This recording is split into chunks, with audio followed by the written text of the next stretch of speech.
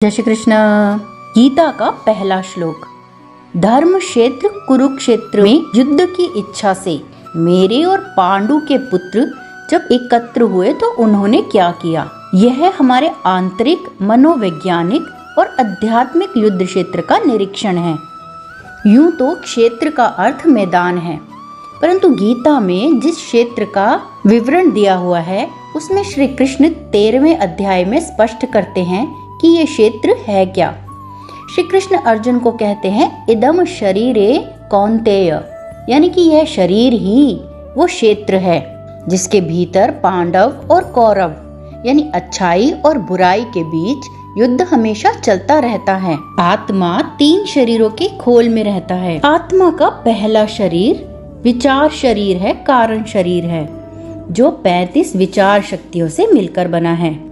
और इसका नाम कारण शरीर इसलिए है क्योंकि यह आत्मा के 2 अन्य आवरणों यानी 2 अन्य शरीरों का कारण है।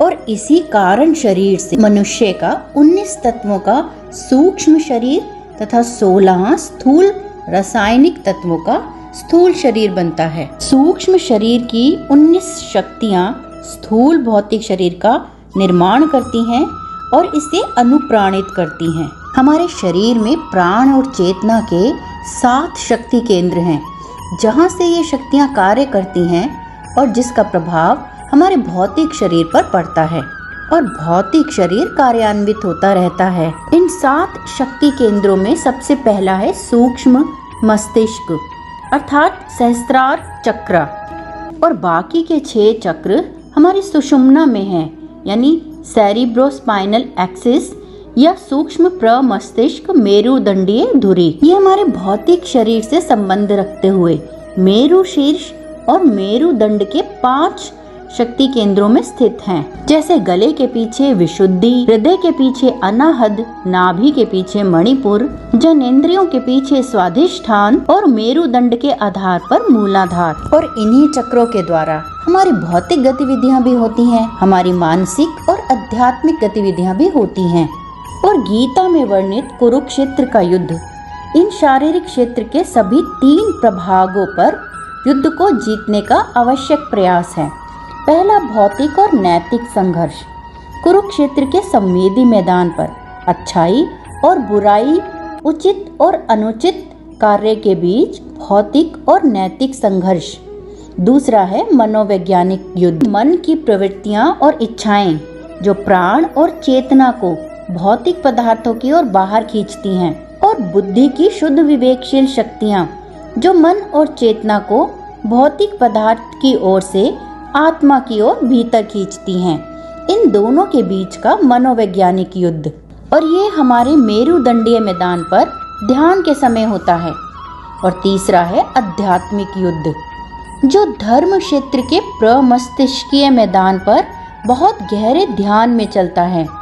चेतना की निम्न अवस्थाओं पर नियंत्रण पाने तथा अहम और ईश्वर से पृथकता की समस्त भावना को समाधि, ब्रह्मांडीय चेतना में आत्मा और परमात्मा के विजयी मिलन में लुप्त करने के लिए लड़ा जाता है। और जब ध्यान के माध्यम से योगी अपने भीतर उतरता है तो वह तरल ब्रह्मांडीय ऊर्जा के सूक्ष्म अमृत का स्वाद लेता है, और इस ब्रह्मांडीय ऊर्जा से उसके तीनों शरीर ऊर्जित होते रहते हैं। वह सृजनात्मक ब्रह्मांडीय ओम की ध्वनि को अपने भीतर सुनता है, जो परमात्मा के गीत के साथ संयुक्त है, और वह अनुभव करता है कि ऐसे आनंद की तुलना किसी भी प्रकार के भौतिक सुख से नहीं की जा सकती। और इसीलिए सांसारिक मनुष्य आंतरिक शांति और सुख को तभी जानेगा जब वह अच्छाई और बुराई को समझ लेगा और अच्छाई का पक्ष लेगा, और वह अपनी अच्छी और बुरी प्रवृत्तियों के युद्ध को जीत लेता है। श्री कृष्ण कहते हैं कि मनुष्य का भौतिक जीवन परिवर्तनशील है और हर क्षण कोई न कोई परिवर्तन चलता ही रहता है। कभी सुख की तरंगे, कभी दुख की तरंगे, कभी स्वास्थ्य तो कभी रोग, कभी जीवन में सफलता का आना या कभी असफल हो जाना, कभी खुशी तो कभी गम। ये सभी द्वंद्व परिवर्तन की तरंगों के रूप में दिखाई देते हैं। और अगर मनुष्य अपनी पूर्ण एकाग्रता को इन परिवर्तित होती तरंगों पर केंद्रित करेगा, तब वह सर्वशक्तिमान परमात्मा के ना तो दर्शन को अनुभव कर पाएगा, न उनके साथ एक रूप हो पाएगा। परिवर्तन की इन बदलती तरंगों के साथ अगर चेतना एक रूप होती है तो इसे चंचलता कहते हैं। परंतु यदि मनुष्य ध्यान में उतरकर अंतर्मुखी होकर अपनी आत्मा स्वरूप पर एकाग्रता बढ़ाता है तो इस एक रूपता को शांति कहते हैं। और यदि मनुष्य को अपनी इस चंचलता को शांति में परिवर्तित करना है तो यह शांति 4 चरणों में विकसित होती है। पहले चरण में मनुष्य सदा चंचल ही रहता है, कभी शांत नहीं होता। परंतु दूसरे चरण में जब वो ध्यान करना सीखता है तो वह कुछ समय चंचल और कुछ समय शांत रहता है। और तीसरे चरण में जब वो ध्यान में और गहरा उतरता है तो अधिकतर समय शांत और कभी कभी चंचल होता है।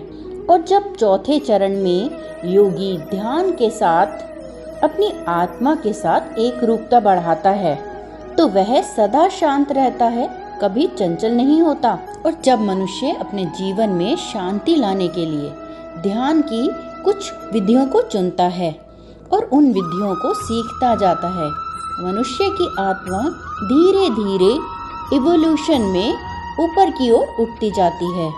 यानी हमारी आत्मा का इवोल्यूशन होता है और चेतना का स्तर ऊपर उठता जाता है। ध्यान की कुछ विधियां तेज गति से कार्य करने वाली हैं, यानी वैज्ञानिक ध्यान की ऐसी विधियां जिसके द्वारा चेतना का प्रवाह भौतिक जगत से परमात्मा की ओर प्राण और दिव्य चेतना के 7 चक्रों की ओर जाता है जो प्रमस्तिष्क मेरुदंडीय में स्थित हैं। और जब ध्यान द्वारा मनुष्य अपने भीतर परमात्मा शक्ति से जुड़ता है तो दिव्य ऊर्जा का प्रवाह उसके तीनों शरीरों पर पड़ता है और सर्वप्रथम वो मानसिक और शारीरिक रूप से पूर्ण स्वस्थ हो जाता है और बाह्य जगत में उसकी प्रगति के भी समस्त द्वार खुल जाते हैं। इसीलिए गीता के प्रथम श्लोक के माध्यम से श्री कृष्ण हम सभी को ये कहना चाहते हैं कि प्रत्येक मनुष्य को प्रत्येक रात्रि को अपना आत्मनिरीक्षण करना चाहिए और अपने मन और बुद्धि की चौकसी करनी चाहिए ताकि हर मनुष्य अपनी दैनिक भीतरी लड़ाइयों का आकलन कर सके। और प्रत्येक रात्रि अपने अंतर मन से पूछना चाहिए, अच्छी और बुरी आदतों के मध्य, बहादुरी और कायरता के मध्य, आत्मविश्वास और भय के मध्य, विश्वास और संदेह के मध्य, विनम्रता और गर्व के मध्य, आत्मचेतना और अहम के मध्य कौन विजयी हुआ?